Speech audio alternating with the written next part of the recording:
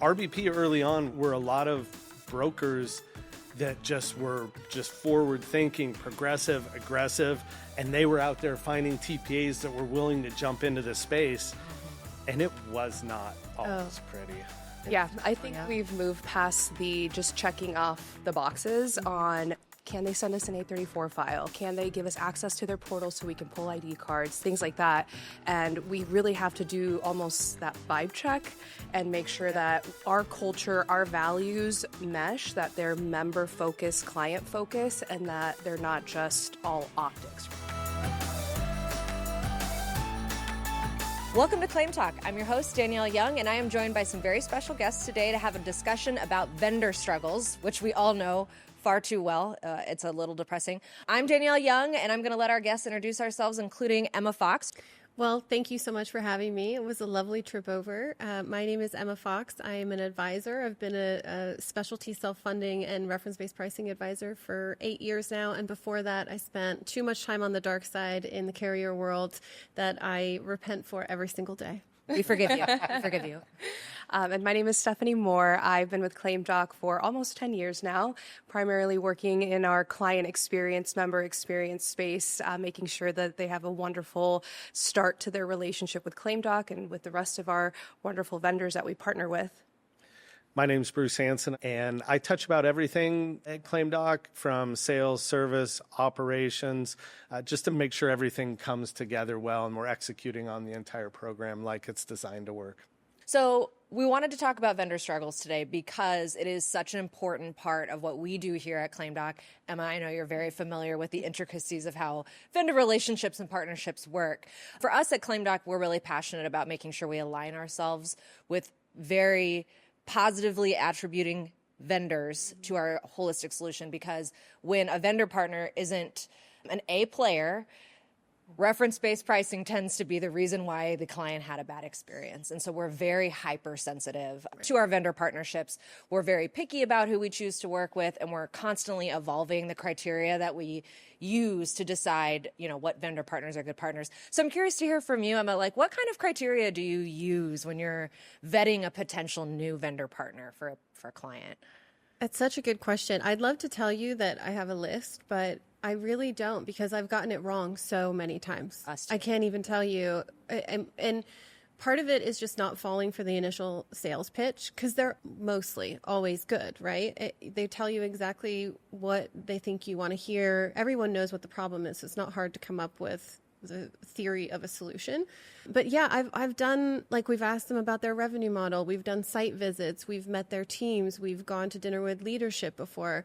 But at the end of the day, I think it's how you end up working together. So I've sort of figured out it's so much more like being able to identify what their culture is and how their interpersonal relationships look within their organization. And as long as you have those two things pretty solid with the leadership, it tends to work out, even if there are bumps, Mm-hmm. I think that comment about culture is really spot on to what we're dealing with right now with the TPA, where they have all the resources, they have all the technology. Mm-hmm. They look so good on paper. We've been there and we've talked to their people, their leadership. But what our account managers continuously deal with is a lack of accountability, a lack of ownership, a lack of communication. And that's one where I recently summarized it. So I got feedback from our account managers, what they're dealing with this TPA, and I put it all into a Word doc, and I had Copilot summarize it, and I sent it back to the leaders of the TPA. And essentially it was, your culture is really bad. Yeah. And so you can mask it with a lot of positive attributes, but culture is one. And then how do you identify that through the vetting process? So it's a really hard, process to go through. And I'm going to start talking too much in this podcast as usual. I was going to say, it's another day here at ClaimTalk. But I was going to say the way you kicked it off is a beautiful story about how particular we are with vendors. That is now. Yes. When we were growing on the early stages, you don't get to pick the prettiest girl to take to the dance. So, we were dancing with whoever was there and would dance with us. Right. And it was not always pretty. Yeah. And so, Steph was there from the beginning and saw the evolution of these partnerships. And RBP early on were a lot of brokers that were forward thinking, progressive, aggressive, and they were out there finding TPAs that were willing to jump into the space. And it was not always pretty. Yeah, I think we've moved past the just checking off the boxes on, can they send us an A34 file? Can they give us access to their portal so we can pull ID cards, things like that. And we really have to do almost that vibe check and make sure that our culture, our values mesh, that they're member focused, client focused, and that they're not just all optics, right? The sales pitch isn't, we've got the technology, we've got the people, but can you use that to actually service the plan and give the members and the clients the best experience? And if you can't, then that makes all of us look bad. So. Yeah. The vibe check is a good way to describe it because that's really what it is. And, you see like the AI is taking off and the tech's taking off. We have TPAs now that kind of call themselves healthcare tech companies. That's a big red flag to me. I'm like, no, absolutely not. Because at the end of the day, it's the people. And to your point, if there's no ownership or accountability, the people don't do a good job and they don't want to create space to improve. So it really is like identifying the people and who exist in the organization. And it goes all the way back to the leadership, right? You guys happen to be led by a mad scientist, which I think is working for you guys. Yeah. But there's just not really super strong leadership always. And you can't build a great, high-performing medical plan if you have partnerships that are accountable to each other, right? If we are being directed to multiple people throughout the organization when we should have one point of contact, that's going to erode and kind of break down the trust that we place in them to get things done. Yeah, and it erodes the ability to hold them to account. Because if there's constantly 20 points of contact and 5 of them quit tomorrow, which is also a red flag, and then 5 more come back on, who am I even supposed to talk to? So, Emma, we were talking and you were telling me recently that you just adopted site visits as one of like the key indicators. And you said you just recently started to sort of like adopt this. Do you mind telling us the story of what sort of made you come to that realization that a site visit was really important in choosing a vendor partner? I think like it's really hard to fake it when you're standing in front of somebody. And there's something about being able to be casual and conversational with folks that you normally only interact with in a professional setting that just tells you pretty much everything you need to know about what they're doing and how they're led and how much they enjoy their work. So I'm also someone who employs people, right? And you can tell if my employees like where they work or they don't like where they work. So creating that atmosphere, seriously, it's like the biggest green flag. If you come in and you see a bunch of people that are happy to be working here, you can almost guarantee that their service and the experience that they're giving your clients is exactly replicated from what they're experiencing here. So it's like, it's almost crucial at this point that you just get to meet how the departments are set up. So like I took a tour this morning, a lovely tour, and I actually got the explanation as to why the account managers sit next to the member advocates. And it's just like, oh, brilliant. That's awesome. So now I go back to my office and I sort of have this idea of the inner workings of ClaimTalk. So I know exactly how my clients are being taken care of because I can picture it in my head. And so there's like a sense of security there. So there's like so many benefits. Just get on the plane and go visit. The other thing the site visit allows you to do is math it a little bit. So when they're saying we have 700 clients and then you go to their office and it's like a suite and there's 7 people in there and you're like, really though? Really? Like, that's it? And then you start to think about the number of people, like if you've had a mutual client, you start to think about, well, we've only interacted with 3 different names and they're telling us they have 700 clients. That's not really mathing out. And Math ain't mathin'. Yeah, math ain't math. And so when you get on site, you start to get a sense of the scope of the business beyond the sales pitch. And that helps a lot. So those are kind of the 2 aspects. And we were on one this summer and we left and Ben was talking about it. He's like, that isn't adding up. The number of lives. And then they talk about, well, this part of the business has this and this part has this. He's like, it's just not adding up. And then all the emptiness in the building as well, just kind of 2 and 2 wasn't adding up to 4. Yeah, when we had Spencer Smith in several months ago, and he made the comment when he walked around, he said, you know what I really enjoy about ClaimTalk is that the seats are full. Like, there are people here. Like, this is a full operation. I like to say insurance adjacent because I don't like affiliating us with insurance, even though we're deeply ingrained. Benefits. Benefits, sure. Benefits adjacent. Yeah. No, benefits forward, I guess, would be the right way to put it. You'll come up with a trendy way to say it. I will. I'll find a way to earmark a term that makes sense for us. I wanted to circle back a little bit to some of the early vendor struggles that we experienced here, because I think that's going to help spark some more conversation around each of our experiences with a vendor that maybe wasn't exactly aligned. So if you don't mind, Steph, do you mind telling maybe like a de-identified story about an early vendor partnership that we had here at ClaimTalk and how it maybe went awry, or tell us a little bit about that? I always struggle when vendors outsource a lot of their functions. You have vendors that outsource their customer service, their IT, and maybe it's just the 3 or 4 people that are doing the sales that actually work at the administrator's office or something like that. So it's, again, hard to have accountability with those individuals, and it's hard for them to be the ecosystem that we're expecting them to be, to properly function as intended, right? And then it's more difficult to plug in with all the different pieces they're trying to bring in when we're already trying to do it with other vendors to make the plan run smoothly. Well, that goes back to the early days of there wasn't a lot of take up in RBP through the TPA space and finding those TPAs.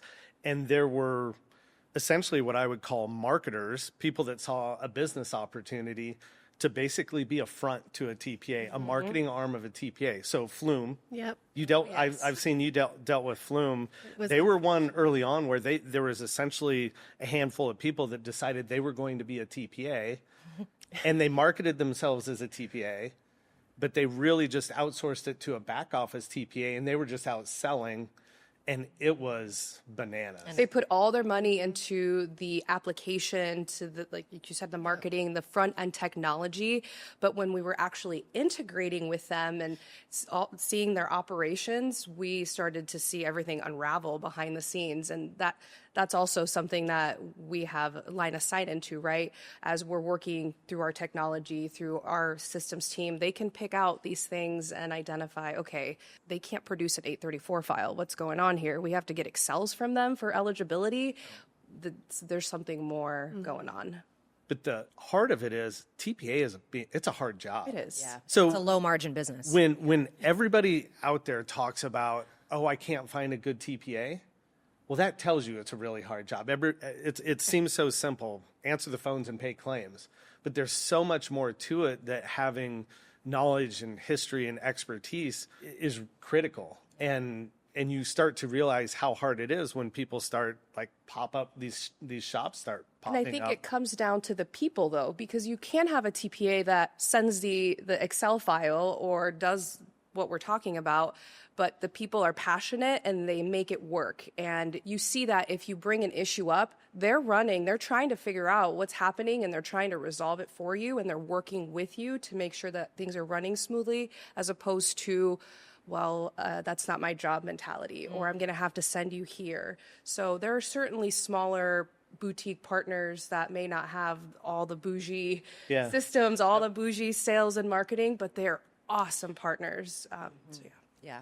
Yeah, TPAs are the biggest problem, and I respectfully disagree with you. I think it's really simple. Just process the claim. I'm on your team about Just this. process I the really claim. am. Yeah, Yes. and you know what the problem is? Every time, so we have 2 issues with TPAs. The first is that you've got a very traditional TPA who thinks that they can fit RBP into their current business model, and they're always wrong. And then you have the new TPAs that are bootstrapping, like the Flume and the Apostrophes of the world, that were disastrous, and they ended up taking money from the Bucas to grow. So then you have a conflict, right? But the biggest problem with both of those is that they want to be everything to everyone all the time. I hear like, oh, well, we do repricing in-house. That's a red flag. Huge red flag. Huge red flag to me. Come on. Or a TPA that says, well, we auto adjudicate 95% of our claims. Ooh, That's not a huge good red flag. thing. Like, it's not good. And then you've got people, oh, we'll deal with the balance bills. We'll reach out to the members. And it's like, no, all you have to do is just process the claim. That's Block it. and tackle. Yeah, they're process working the claim. so hard to justify that admin Yeah. fee and that higher admin fee and to Yep. differentiate themselves in what it's a pretty commoditized business, but I think they're overlooking that if they were just really good at what they need Yep. to do, Yep. Core they would competency. catch so much business. And I Yeah. think I'll defend them just a teeny bit in the sense that Only allow it for 30 seconds. a lot of TPAs have been burned by other RBP vendors. Yes. So they've had to pick up the pieces. They've had to implement all these programs to make things work. And I think once they understand how great we are at doing this and how we take it and run with it, it's almost a sigh of relief. It takes a little bit for them to let go. It's like playing tug of war. Yeah. But once they see how we work, everything is smooth sailing. Yeah. Hopefully. Yeah, and apologies in advance to all of our TPA friends and partners out there because this has turned into a TPA bash. But I think it is such a huge problem in our space because if there's not a TPA partner that can do the blocking and tackling, I mean, I'm with you. Like, I've never been in that business, so I could be speaking from a place of ignorance here. But literally just process the claims and pay them on time, like quickly would be great. Well, here's the unfortunate news that it's not going to surprise you guys. This industry is full of ego. And so you've got especially when you do unbundled reference-based pricing, self-funding, now you've got all these components that you sort of have to puzzle together just right. And so now you're blending everyone's processes and systems and, well, who's taking care of this and who's taking care of that? And every now and then you're going to get one solution that calls themselves the quarterback. It's such a pet peeve. If like TPAs do it all the time. We're the quarterback of the health plan. No, you're not. Stop it. But that seems to be the struggle is like, well, I'm in charge. We do the best job or we take care of the member. And we're just not identifying real well where everyone's like, just know your role kind of thing. And then do it really, really well. Just do your thing really, really well. Everyone wants to be everything to everyone and it doesn't work out. That's what I usually tell TPAs, new TPAs, when we start working with them, is you're probably going to hate us for the first 6 months because Steph and her team is so particular about, we know what needs to happen. We know what works. And if you are really good at your job as the TPA, there's going to be friction there. Yeah.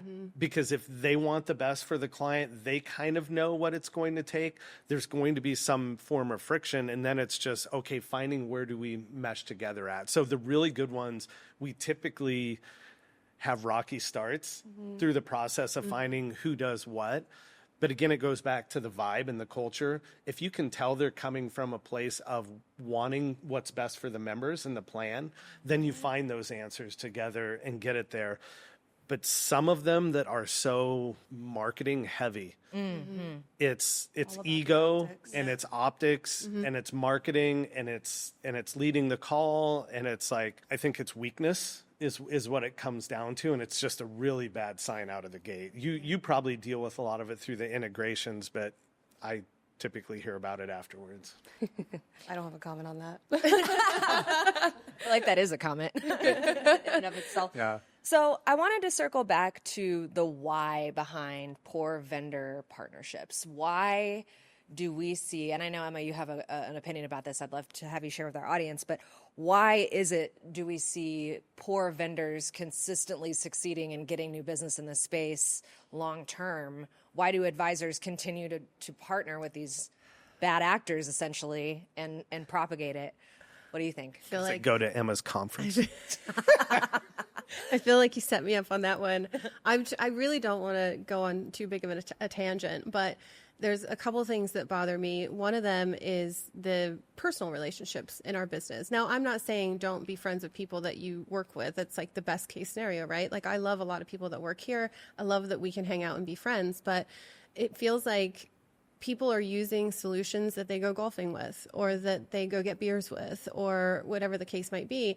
And there is something in that personal obligation when renewal time comes around and you're like, yeah, you haven't been doing the greatest job, but we're buddies and I don't, it's going to be weird and awkward if I don't renew you. And that happens so much. But think about like what you're actually delivering to the client when you're making decisions like that. So, I've talked for years about like perverse incentives, but it goes beyond just like the money in the system. There are interpersonal relationships at play that I think keep some of the worst vendors in the game when they should have left a long time ago. They're the best marketers over and over again, especially the TPAs. The TPAs you've never heard of or never dealt with are so good. Yeah. You look at like Nova up in the Northeast. Have you ever seen them anywhere at anything, marketing, selling, anything, and they just blocking and tackling? Just answer the phones, super responsive when they're and we don't have a lot of business with them, but it's like, they're really good. They have it figured out. They're really good. And I will say too, like, not to suddenly become a commercial for Nova, but like Todd Martin is incredibly discerning. Like he's told me no to a piece of business before because he's like, this is too complex for us. Son of a bitch. But he's like, this might be too complex for us. We can't deliver. And so I hate to walk away from business, but I got to tell you no. And I'm like, I respect the hell out of that. 100%. Like I'd rather you just say this is not going to be a good experience for your client. And so I can't deliver it for you. Yeah. It's like, cool. Now I respect you more. Now you're my first phone call because I know that you have discernment and that you're able to say that. Well, in a lot of your blog, it'd be more complex plan design and utilization of vendors and having different pieces in place to execute on cost containment. How often did you have a TPA say, no, I can't do that? It's rare. In fact, I've had TPAs that there was one out in Georgia back right before the pandemic hit and we were all actually traveling for work. They invited us out, and when we got there, they had created like this pod that they had branded specifically to my agency. They had assigned employees, like these are going to be the account managers that work only on your business. There were like TVs with my logos on it and everything. But this was a TPA. I don't know if I can say who it is. I think they went out of business. So it was Paragon in Georgia. But they were owned by a bunch of bankers and all they did was traditional TPA work. Yeah. And so they're a TPA. We put one piece of business with them. It was a smaller group and it was disastrous. And it's because they didn't say no when they should have said no. They should have said, we love what you're doing. Yeah, that's completely outside of our scope. And I think a lot of people get attached to like the starriness of it all. They're like, oh, I'd love to work with that big name in the industry or whatever. Yeah. And it's like they're usually not prepared to do it. Yeah. The thirst for revenue, the thirst for growth. And recognition. Yeah. I would almost rather too, like a vendor partner, TPA specifically say, yes, we want to work with you, Emma, but we're going to need help getting it right. Yes. So can we have a phone call every week for the first 6 months that we're partnering together to make sure that we're going to get this right for you? I love that. Oh my gosh, that would be the best. Be honest. Yeah, just be honest about what it is. Be like, I'm not ready to do this right now. Will you help me get ready so I can grow? But again, to your point, I think people get revenue thirsty and well, this is kind of, I don't know if it's a funny story or a sad story. Another my favorite kind of story. type of broker consultant that puts together more complex solutions. We're going to have a narrow network here. We're going to put we're going to tack on DPC here, and we're going to put another like centers of excellence, and then we're going to have ClaimTalk wrap it. Right. Did we want it? No. But the TPA was like all in on it. Yeah. And then so we got down the road of integration, and Amy Pellegrin said, okay, how are you handling NSA compliance with all these pieces? Crickets. And she explained our process of how diligent we are with what we do and how we do it. And the TPAs said, well, the vendors usually handle that. And the broker's like, I thought the TPA was handling that. And so ultimately what happened is they terminated us because we brought up this, who's handling compliance? And we pointed out all the holes. We asked the question, all the holes in it. And we weren't going to like bend on this need to have a strong compliance solution in place. And we were fine with being terminated. It was just the comical side of we're asking questions and wanting people to be accountable. and wanting to have a compliant plan, and they're all looking at each other like, Doing the what? Spider-Man. Yeah. So I mean, Not us. it just goes. Everybody wants business, and they want it, and they don't stop and slow down and say, how do we do this right? There's members. Like, these are members that are relying on this health plan for their medical needs. Yeah. And we have people playing business in the background, taking each other golfing and Cosplaying. yeah, Right. yeah, and just Yeah. wanting it to go right. I shouldn't go off like that, because there are such good TPAs, and unlike you guys, I believe it's a hard job just by how many you see like fail at it over and over again. I just think it's an unsexy business, and so no one wants to get into it, and so people fall into it, or they like inherit a TPA, or they're like, oh, I'm not good at anything else. I think this of brokers too, sorry. And they're like, okay, I'm going to get into the TPA business, not realizing that it is somewhat of a technical feat, and you have to be able to understand the business, but I just don't, it can't be that hard. I really want someone to tell me that I'm wrong. Like, I really want a TPA to like call me out. Next episode. Next episode. Next episode, we're going to call some TPA friends. Well, you worked at EBMS, didn't you? Yep, sure did. Did you see like how this? But they're a strong TPA. They're fairly strong TPA. I mean, they're owned by the enemy now, but regardless of that. Yeah, strong so TPA. I actually joined DBMS when it was family owned. Yeah. And I was so fortunate to have that really short experience with them. I was actually recruited by Trevor Dare. I think everybody knows him at this point in the PBM consulting space.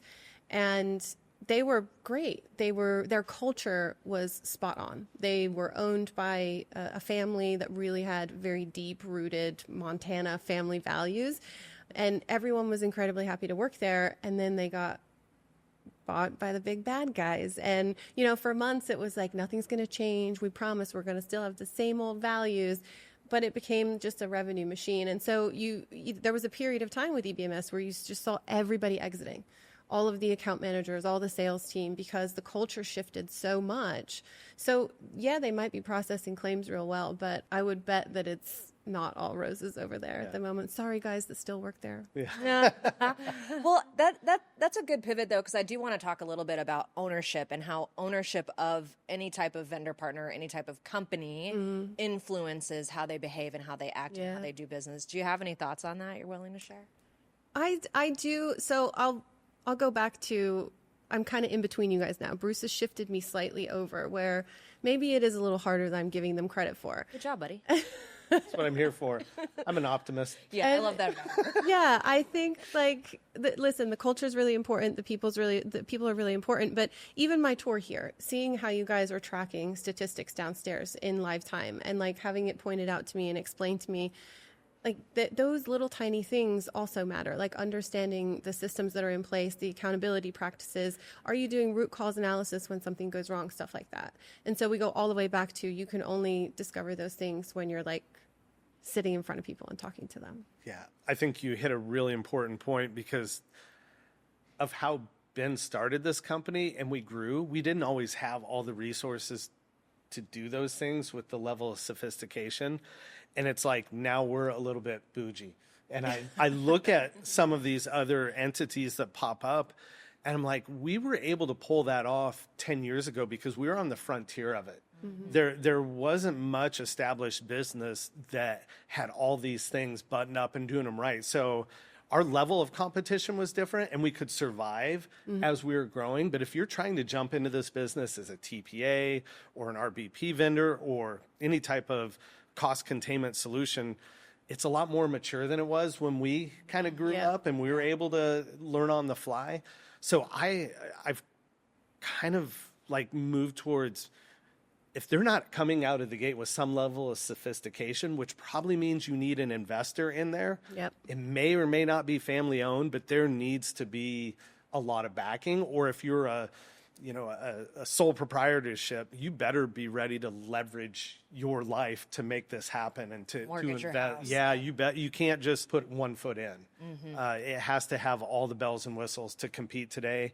And it's what brokers expect. It's what members deserve, is to have all those things that are available today. So that's where this cost containment space is in just such a weird spot. HealthScope, they're part of the evil empire. They do such a good job. And I'm not going to hate on them because they're affiliated with UHC. They do a really good job. They're a mature business. They handle everything you expect a TPA to handle. Would I love for it to be an independent TPA that, that is out there, fighting the fight on the front end? Yes. But it's hard to do it really well against somebody that has all the resources. And so I want that to happen, and I want to cheer for those people. But you also have to have the substance behind just the, we're anti-status quo. Then you got to step up and deliver after that. Yeah. So it's a tough spot for people on the fringes, I would say. On the fringe, yeah. Yeah, that's true. Steph, I wanted to circle back and ask you, we've been doing a lot of talking about TPA partnerships. Are there other vendor partnerships that you think have equal weight in terms of making a plan successful versus not? Yes, we integrate with pre-certification vendors as well, so that we can provide hospitals and physicians with the pricing methodology that we use before a service is performed. So it's very important so that they know how they're going to get paid, and if they would like to talk to us about an agreement or something along those lines, they can reach out to us and we can move forward with that. It's crucial that that letter arrives with that pre-cert that the pre-cert vendor is sending. So really great pre-cert partners will integrate with us. They'll send us files. They'll send that out for us so that everything flows seamlessly. Otherwise, it gets a little clunky, right? They get the pre-cert, and then 4 or 5 days later, the letter is mailed, and things just don't really jive. So just having that in place is important. They also help us with steerage. So if we tell them these are the 3 hospitals that may not be the most cost effective, here's where we recommend that you direct them to. They do that for us when they call in to pre-cert.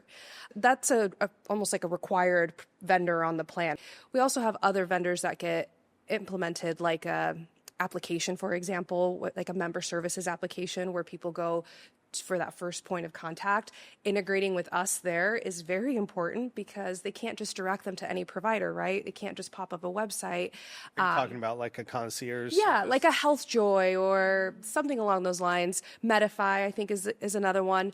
Integrating with them and having a good working relationship, open line of communication, so that we can help each other out when it comes to directing the member, reviewing a bill, things along those lines is crucial to make sure that things aren't falling between the gaps and that we're servicing them timely is the most important thing too. Timely. Emma, I'm going to ask you the same question because we have been talking quite a bit of shit about TPAs today. So what other partners, what other types of vendors do you run into struggles with? Like what part of the brokering space are you like, I wish there was just a stellar vendor for X?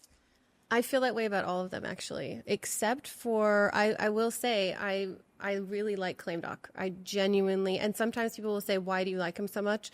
And my answer is, they just do a good job. And I don't know exactly how. Like, I don't know. It's quiet and I'm not sure why. Yeah, I'm like, I don't know it's not a bad thing. Bribing, but something is working out. And so I think we have that locked in. But like PBMs are really tough because they all say they're transparent.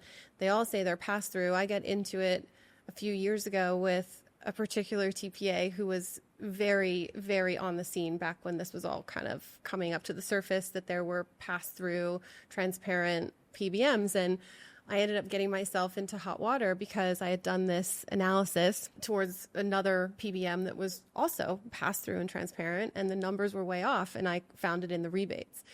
And so I ended up challenging this PBM, who happened to be owned at the time by an incredibly misogynistic CEO who didn't want to speak to me. And anyway, I ended up calling them out. And the reason I did is because I just couldn't figure out what that financial differentiator was.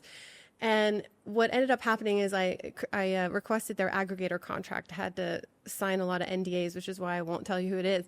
And I found that they're paying their aggregator 10% when the claims get processed, which is fine. That's very common in the PBM space. You need an aggregator to get those rebates or whatever. But all over their website was, we pass through 100% of the rebates. You're like, you mean 90. And I was like, you must mean 90. And little things like that regular advisors who don't work in a specialty market they're not even going to be looking at that. They're going to see that difference, right? So PBMs are really hard to vet because they say all the right things, they claim all the right things, but you've got to really dig into a lot of stuff that's hard to understand to get to like whether that's true or not.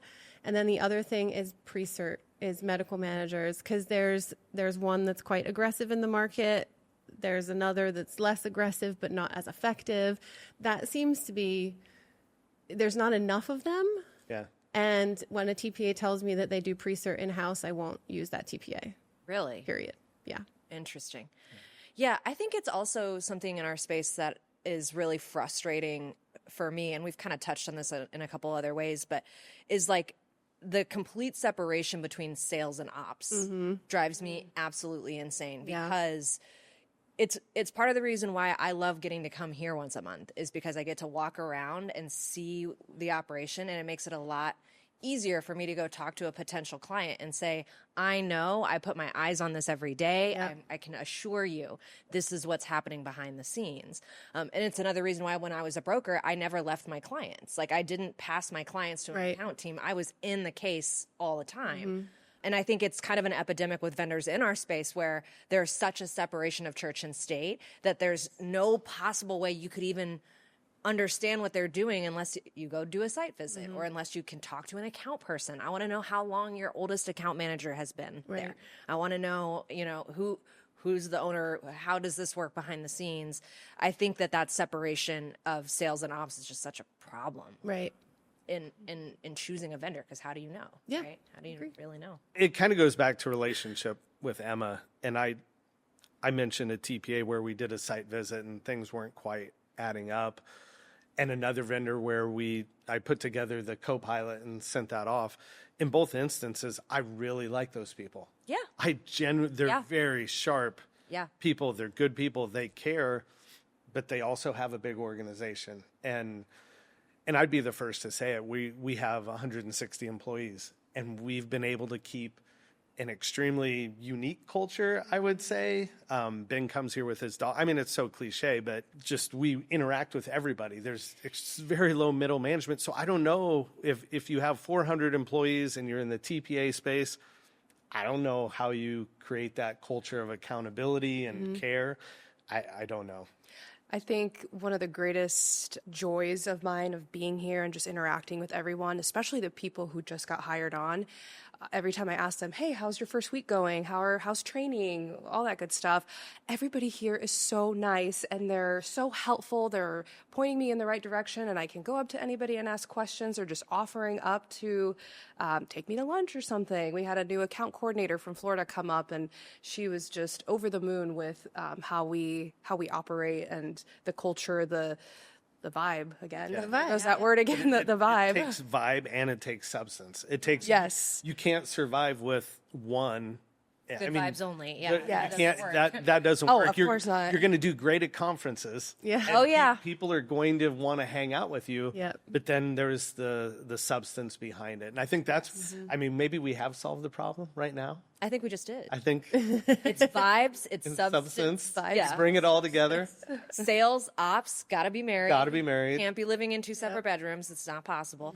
We got to make a visual of that. Put it on our website. Yes. Venn diagram that. Yes, absolutely. We get a Venn diagram here. Absolutely.